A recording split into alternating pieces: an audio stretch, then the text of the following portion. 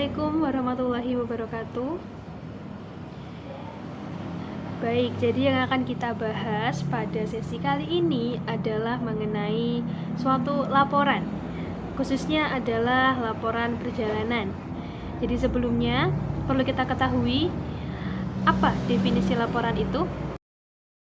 Baik, jadi kali ini kita akan membahas laporan. Khususnya adalah laporan perjalanan. Jadi sebelum membahas laporan perjalanan, kita harus mengetahui apa sebenarnya definisi-definisi dari laporan tersebut atau bagaimana pengertian laporan tersebut. Jadi laporan yaitu merupakan suatu penyajian fakta yang berada di lapangan ataupun suatu penyajian fakta tentang suatu kondisi atau keadaan yang terjadi pada lapangan atau kegiatan apa yang terjadi di lapangan. Nah, laporan itu dibuat setelah melakukan suatu kegiatan dengan tujuannya sebagai pertanggungjawaban setelah melakukan sesuatu. Nah, kemudian laporan dapat dikelompokkan dalam beberapa macam.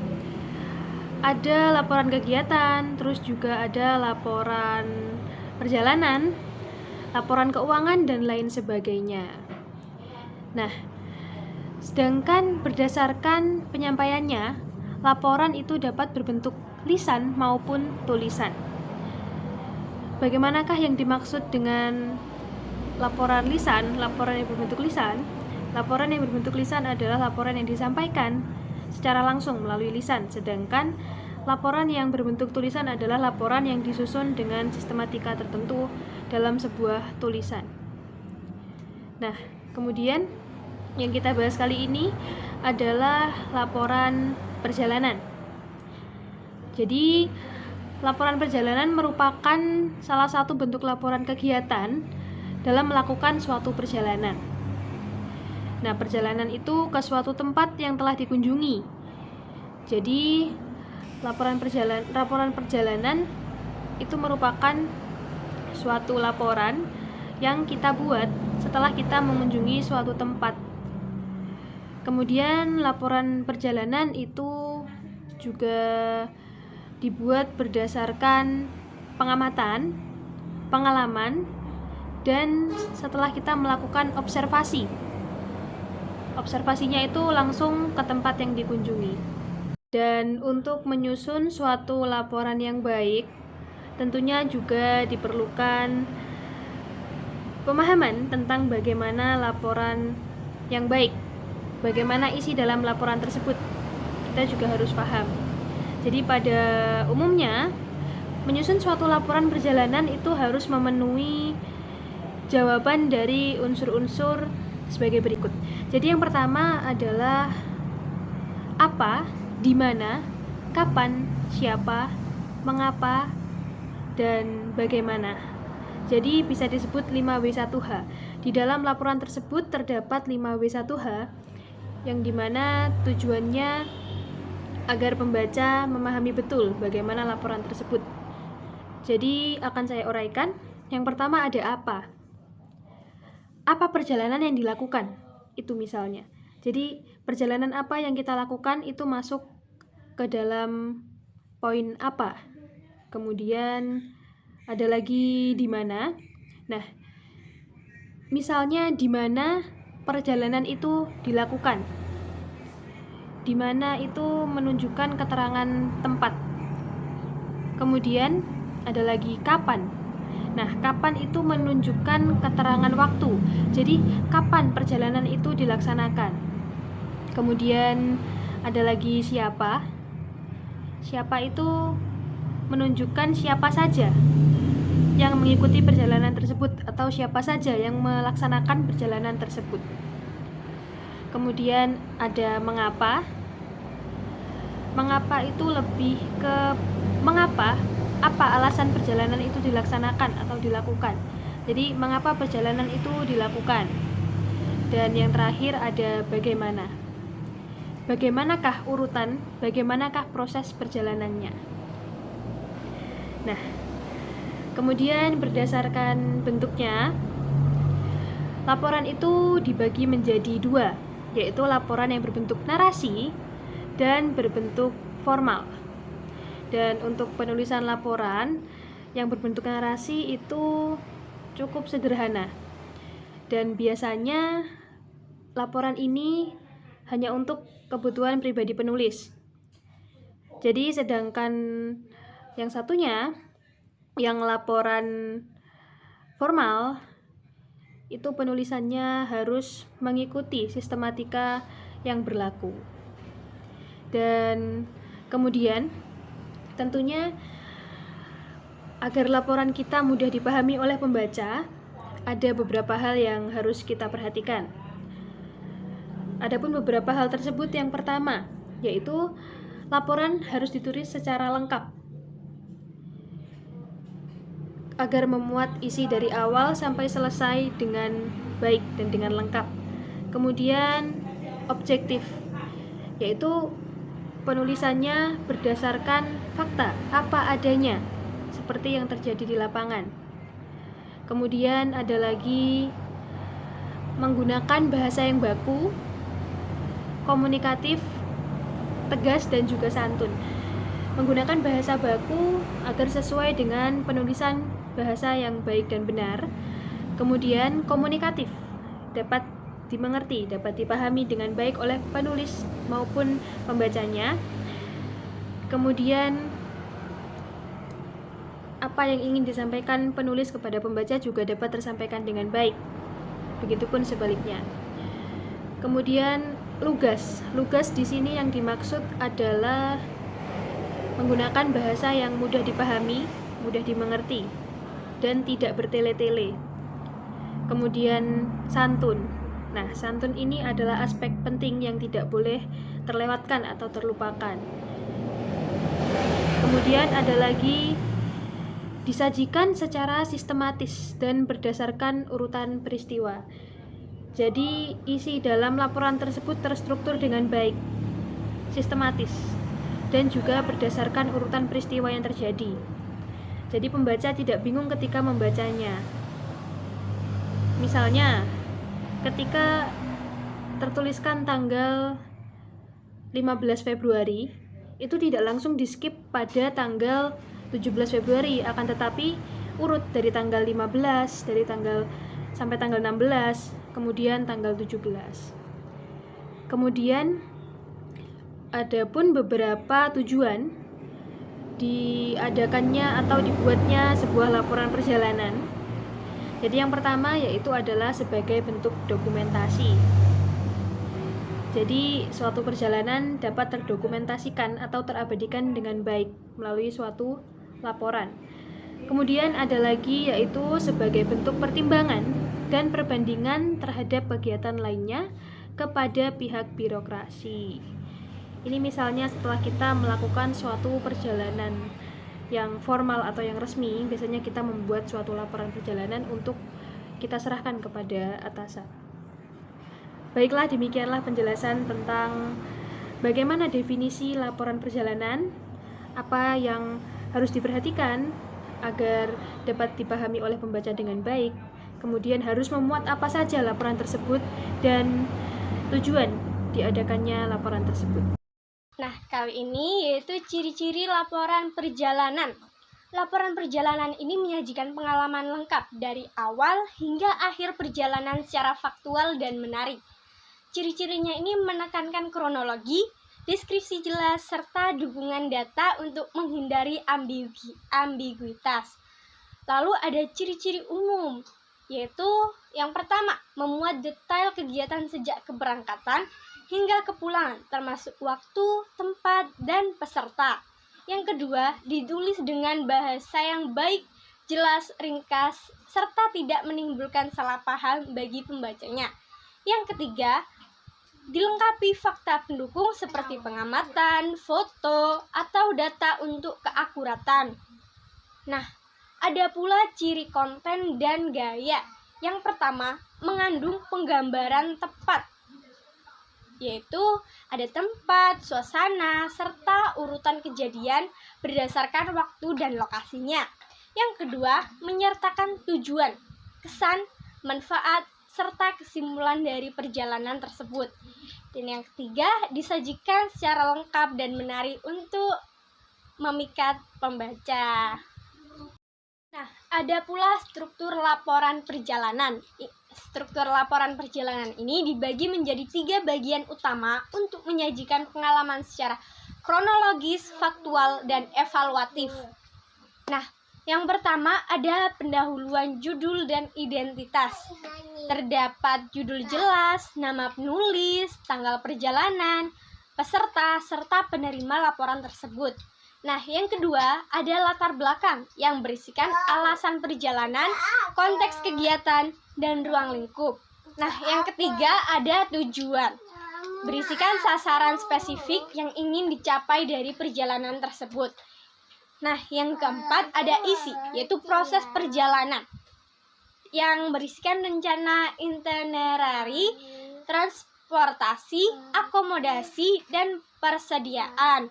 Nah, yang kelima ada deskripsi kronologis, yaitu urutan kegiatan harian termasuk waktu keberangkatan, rute, pengamatan tempat atau suasana, serta interaksi dan hambatan.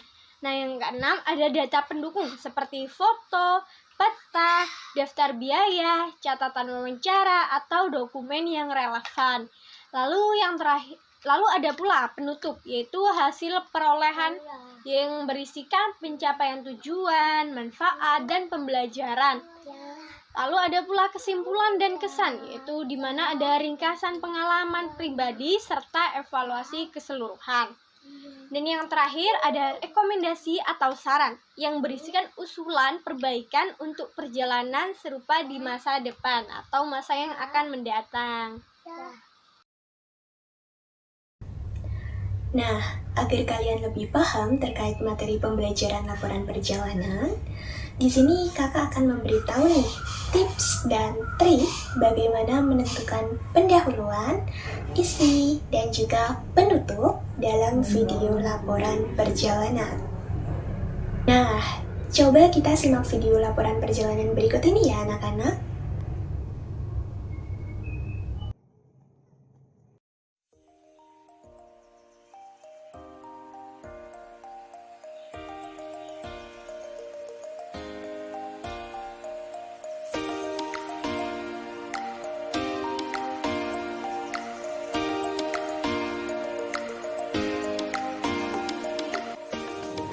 Perkenalkan, nama saya Diva. Nama saya Diva Safira.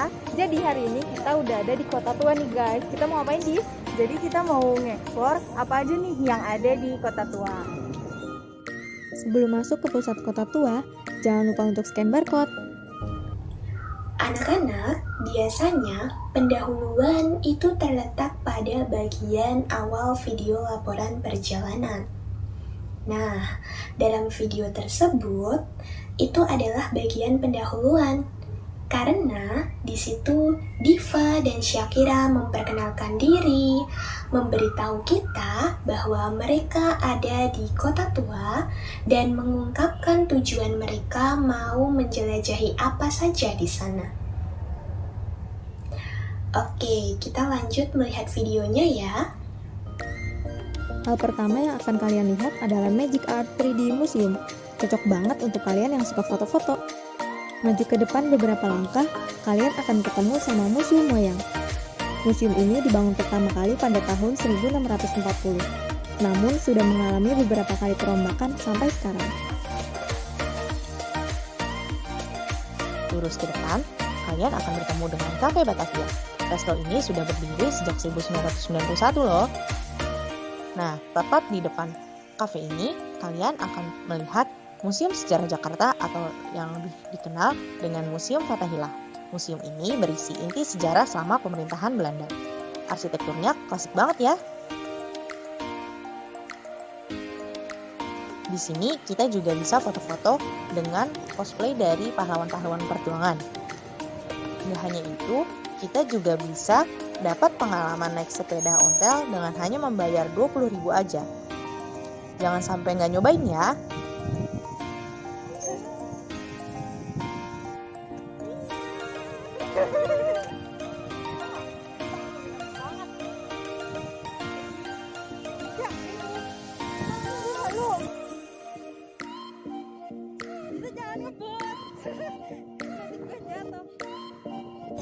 Kalau dari depan Museum Fathahillah ini ada kantor pos. Ini adalah kantor pos pertama di Indonesia loh. Terus kalau kita lurus lagi ke sana ada Gedung Jasindo. Gedung Jasindo dulunya adalah kantor milik Belanda bernama Century Verbouwen West Java Handelsmaatschappij. Kita maju lagi, ya betul, ketemu sama Cafe Batavia. Itu dia guys.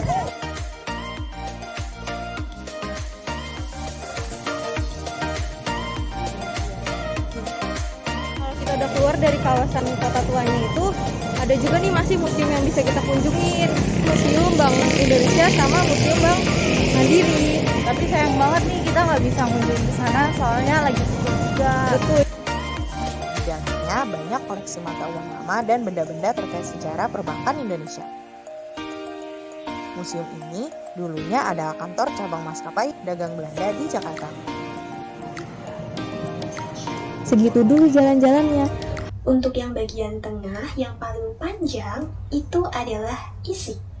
Karena di situ mereka menceritakan semua tempat yang dikunjungi seperti Museum Wayang, Museum Fathahillah, Cafe Batavia, dan juga informasi tentang setiap tempat itu. Oke, lanjut yang terakhir anak-anak, kita simak bersama ya. Jangan lupa tetap patuhi protokol kesehatan selama keluar rumah ya. Kita ke kota tua kapan-kapan lagi.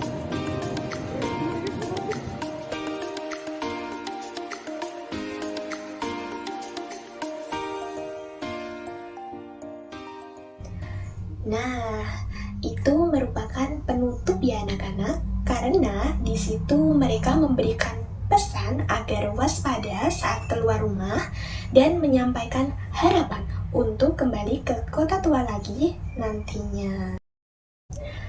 Baik, setelah tahu tips dan trik untuk menentukan struktur laporan perjalanan, kakak akan membacakan sebuah cerita perjalanan dan kalian simak baik-baik ya. Nanti akan ada tugas di mana kalian harus menentukan bagian pendahuluan, isi, dan juga penutup dalam cerita tersebut. Baik, kakak akan membacakan ceritanya, tolong disimak baik-baik ya. Hari ini saya mau cerita perjalanan ke Candi Borobudur yang saya lakukan kemarin. Tujuan perjalanan ini tidak hanya sebagai liburan, tapi juga untuk mempelajari sejarah bangunan bersejarah di Indonesia yang menjadi kebanggaan bangsa Indonesia. Hal ini sesuai dengan nilai Pancasila yang ketiga, Persatuan Indonesia. Mengapa demikian? Karena hal tersebut mencerminkan tentang bagaimana cara kita menghargai warisan budaya Indonesia. Nah, saya berangkat dari Jogja jam 6 pagi bersama teman sekelas. Sampai di sana jam 7. Kita langsung naik ke atas candi untuk melihat matahari terbit. Pemandangannya sangat luar biasa. Candi yang megah dengan latar matahari yang menyinari. Selanjutnya, kita diajak pemandu untuk belajar tentang sejarah candi, kapan dibangun, siapa yang membangunnya, dan makna simbol-simbolnya. Kita juga melihat banyak wisatawan asing yang datang, yang menunjukkan bahwa Candi Borobudur itu terkenal di dunia. Setelah selesai mengelilingi, kita pulang jam 11 pagi. Kesan saya bahwa Candi Borobudur itu tidak hanya bangunan indah, tapi juga bukti kecerdasan dan kreativitas nenek moyang kita. Kita harus menjaga dan menghargai warisan budaya agar tetap ada untuk generasi mendatang. Baik, untuk kriteria penilaian yang perlu kalian perhatikan, yaitu terkait keakuratan isi struktur dengan skor 40, keterkaitan dengan P5 dengan skor 30, kesesuaian dan kejelasan dengan skor 20, dan keterbacaan serta kerapihan dengan skor 10. Kakak berharap kalian bisa mengerjakan dengan baik dan mendapatkan nilai yang maksimal. Baik, untuk kesimpulannya, laporan perjalanan adalah salah satu bentuk laporan kegiatan resmi yang dibuat setelah melakukan perjalanan, bertujuan sebagai dokumentasi dan pertanggungjawaban. Bedanya dengan laporan lain, ini harus berdasarkan pengamatan langsung di tempat yang dikunjungi, dengan menjawab pertanyaan inti yang meliputi apa, di mana, kapan, siapa, mengapa, dan bagaimana perjalanan itu. Untuk menjadi laporan yang baik, laporan ini harus memenuhi syarat berikut. lengkap, objektif, berdasarkan fakta dan bukan pendapat pribadi, menggunakan bahasa baku dan lugas, serta disusun secara sistematis. Secara bentuk, bisa berupa narasi, sederhana untuk kebutuhan pribadi, atau formal mengikuti aturan tertentu.